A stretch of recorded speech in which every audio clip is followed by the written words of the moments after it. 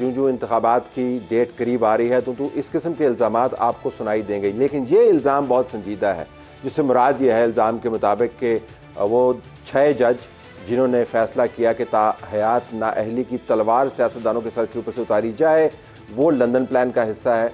ये भी एलिगेशन इसके अंदर मौजूद है कि मौजूदा आर्मी चीफ और नवाज शरीफ का आपस में कोई मेल मिलाप है। ये भी इसके अंदर वाज़े अंदाज से एलेज किया गया है कि जो प्रीवियस इस्टेब्लिशमेंट थी उसने जो प्लान बनाया था इमरान खान को निकालने का, मौजूदा इस्टेब्लिशमेंट उसको लेकर आगे चल रही है। ये आम बयान नहीं है।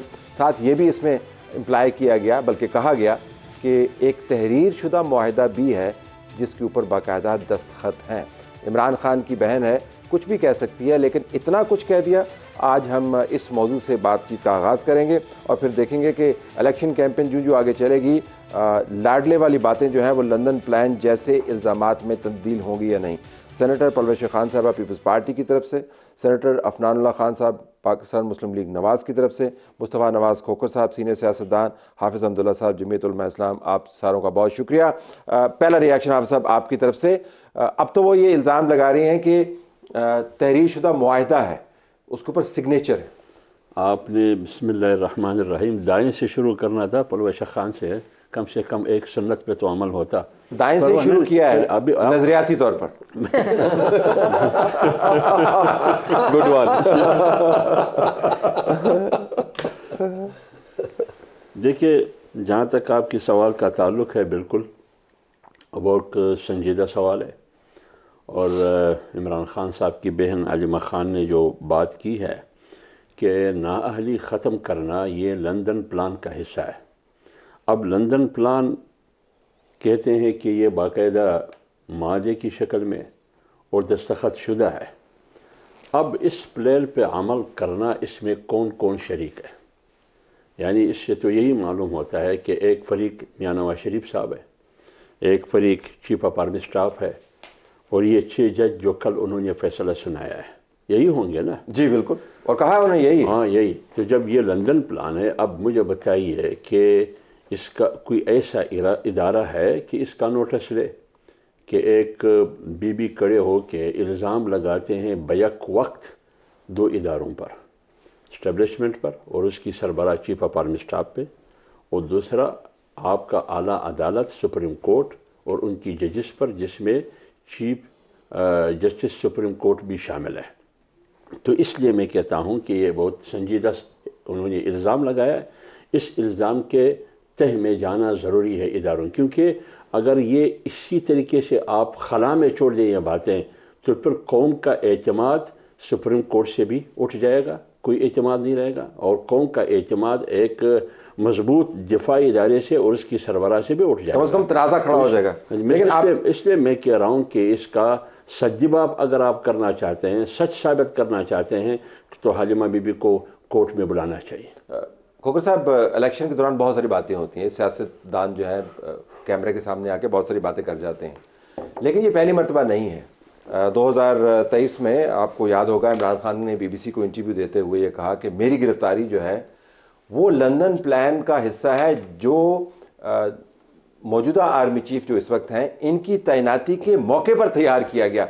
सो इन अ वे ये वो नैरेटिव है जो मई से चला आ रहा है और अब इलेक्शन के करीब आ रहा है, और अब तो उन्होंने बात करके बस वो चल निकली, लेकिन हर तरफ फैल गई। Your take? तलत भाई, कतई नज़र इस चीज़ से कि सुप्रीम कोर्ट के फैसले से फ़ायदा किसको हुआ। आज के दिन में भले मियां नवाज शरीफ साहब को फ़ायदा हुआ, जहांगीर तरीन साहब को फ़ायदा हुआ, मैं ये समझता हूँ कि ये जो फ़ैसला था ये अच्छा एक फ़ैसला था। और जो सियासतदानों के सर पे एक तलवार हमेशा लटकी रहती थी कि उन्हें इंतखाबी अमल में से बाहर निकाल दिया जाएगा, इस्टेब्लिशमेंट की जानिब से बाहर निकाल दिया जाएगा, वो एक तलवार ख़त्म हुई। और इसको तमाम जमहूरी क़ुव्वतों ने, जो लोग डेमोक्रेसी के अंदर बिलीव करते हैं, उन्होंने पाकिस्तान में इसको वेलकम किया।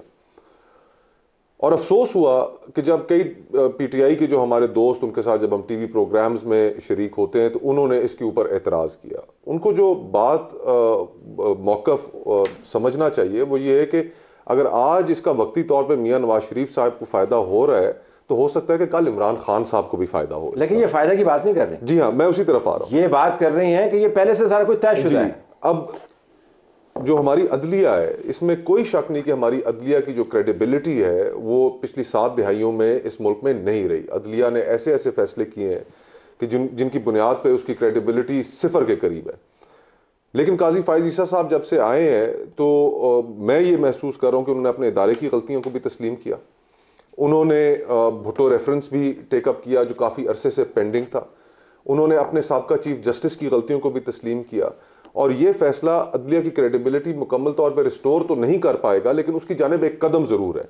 और उसको किसी लंदन प्लान से जोड़ना मैं समझता हूँ कि ये गैर मुनासिब है।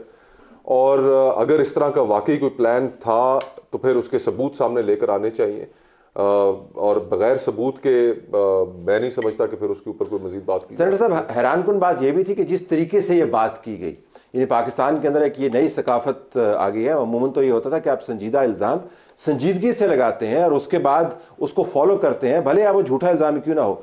लेकिन ये चलते चलते जो है ये बड़ी बड़ी बातें कर जाना, और कैमरे के सामने बात की और उसके बाद चल निकली। ज़रा इसके ऊपर भी आप रिफ्लेक्ट कीजिएगा, क्योंकि ये गैर मामूली बयान है in terms of its implications, लेकिन इस मामूली अंदाज से बयान दे दिया क्योंकि जिस तरह ये तो सबको पता ही है। ये आपकी बात दुरुस्त है कि ये इमरान खान साहब जो है इन्होंने पाकिस्तान की सियासत के अंदर जो है वो एक ये नया ट्रेंड लाया कि कोई कान में भी आगे कुछ बोल देता था तो वो तकरीर करते करते वही बात कर देते थे बगैर चेक किए। तो ये एक उसी चीज़ एक ये बात, और दूसरी एक और बात ये है कि जो ये काम खुद करते हैं ना उसका ये इल्ज़ाम दूसरे पे लगा देते हैं। ये एक बड़ी कॉमन सी, क्योंकि लंदन प्लान एक्चुअली था एक 2014 में जो धरनों वाला था, लेकिन जो है उसको इन्होंने अब हम पे डाल दिया है। फिर एक बात ये है कि देखें कॉन्स्पिरेसी जो होती है ना वो कभी भी रिटर्न नहीं होती और साइंड नहीं होती। मतलब आप मुझे बता दें कोई दुनिया की बड़ी कॉन्स्पिरेसी जो रिटर्न भी हो, साइन भी हो, स्टाम्प भी हो, उसके ऊपर नोटराइज करा लिया हो उसको जाके, तो ये तो अजीब सी बात है। फिर आज से उन्होंने एक और बात की, उन्होंने कहा 1.5 साल पहले ये एग्रीमेंट हुआ, 1.5 साल बनता है सितंबर 2022। सितंबर 2022 में ना हमें ये मालूम था कि चीफ ऑफ आर्मी स्टाफ कौन होगा, ना हमें ये मालूम था कि चीफ जस्टिस, मतलब हमें अंदाजा था लेकिन पाकिस्तान में कंफर्म तो कोई चीज़ नहीं होती ना, मतलब बहुत सारे लोगों की बहुत सारे ख्वाहिशात थी, तो ना चीफ जस्टिस का कंफर्म था। तो ये कहना कि जी एक प्लान था वो साइन और वो, लेकिन इसका एक खतरनाक जाविया सेंटर साहब ये भी है कि वो ये कह रहे हैं कि पिछली इस्टेब्लिशमेंट और मौजूदा इस्टेब्लिशमेंट ये सारों की मिली भगत है, और टारगेट जो है बुनियादी तौर पर परवेश साहबा ये टारगेट जो है वो इमरान खान है, और इसके अंदर अदलिया भी घुसी हुई है, मीडिया भी घुसा हुआ है, तमाम लोग इसके अंदर झोंक दिए गए हैं सिर्फ इमरान खान को रोकने के लिए। देखिए बात है कि इमरान खान साहब ही हरबे इस्तेमाल करते थे, लिहाजा ये इल्ज़ाम लगाने से पहले उन्हें अपने भाई की जो हुकूमत के दौरान उनके इक़दाम थे उन पर भी नज़र दौड़ा लेनी चाहिए थी। लेकिन देखिए ये लंदन प्लान वाली एक ऐसी टर्म है जो इस मुल्क की सियासत से भूत की तरह चिपक गई है। 1972 में मौलाना कौसर नियाज़ी साहब ने लंदन प्लान का जिक्र किया, फिर आप आ जाएँ 2014 में लंदन प्लान हुआ, अब दोबारा हम लंदन प्लान के बारे में सुन रहे हैं।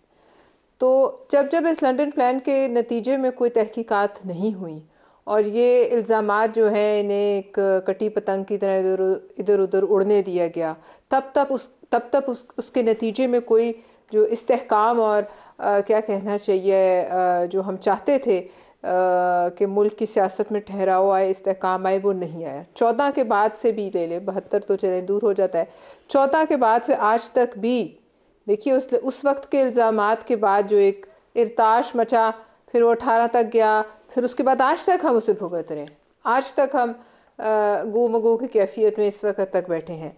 लिहाजा अब अगर कोई इल्ज़ाम है और चाहे उसमें कोई सच्चाई नहीं है, लेकिन जैसे मौलाना साहब ने कहा इस पर कोई तहकीकात होनी चाहिए, लेकिन और जब इस पर हो तो फिर पिछले पर भी। जुबान को तो पकड़ा नहीं जा सकता जी, लेकिन जुबान से अदा किए हुए अल्फाज जो हैं उनके नताइज का हम तज्जिया कर सकते हैं। ज़रा इसके ऊपर भी मैं आपकी रिफ्लेक्शन ले लूँ, फिर मौलाना साहब के पास जाऊँगा। आपकी जमात की तरफ से भी ये बयानिया है कि मियाँ नवाज शरीफ के लिए रस्ते जो हैं वो खाली किए जा रहे हैं और उनको सहूलत मुहैया की जा रही है।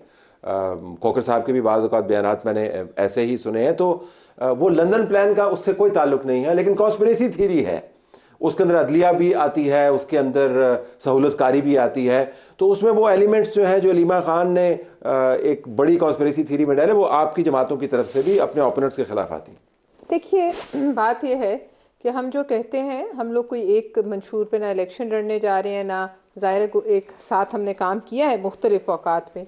पहले भी किया है, लेकिन बहरहाल हम मुख्तलिफ पॉलिटिकल पार्टी से, और जो मेरा या मेरी जमात का नज़रिया है ज़रूरी नहीं इनका हो, और हमने इस बात पे बिल्कुल, मैं इससे पीछे नहीं हटूंगी, बिल्कुल कहा, बल्कि मैं मियां नवाज शरीफ साहब के लिए अल्फाज नहीं इस्तेमाल करना चाहती, बिकॉज मैं उनको एक मतलब एक बड़े लीडर हैं इज़्ज़तदार पाकिस्तान के, लेकिन उनको खुद ये जो लक़ब उन्हें दिया जा रहा है लाडला लाडला इसको दूर करना चाहिए। इनकी जमात ये लक़ब कोई और दे और दूर कोई और करे। नहीं, आप अगला मेरा अगर आप सुन ले सेंटेंस पूरा मैं कर लूँ तो आपको समझ आ जाता।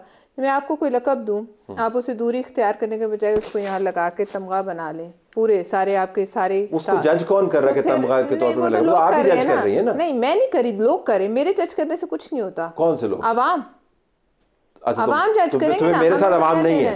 नहीं, आपके साथ भी होगी, लेकिन हम तासुरात की बात करें इस वक्त हमारे पास। पहले आप तासुर क्रिएट करें, उसके बाद मुझसे तवक्को करें कि मैं तासुर को दूर करूं। नहीं तलत साहब, जब ये इस तरह के मुआहदे नहीं लिखे जाते ना, सहूलतकारी के मुआहदे भी लिखे नहीं जाते, उन पे भी स्टैंप्स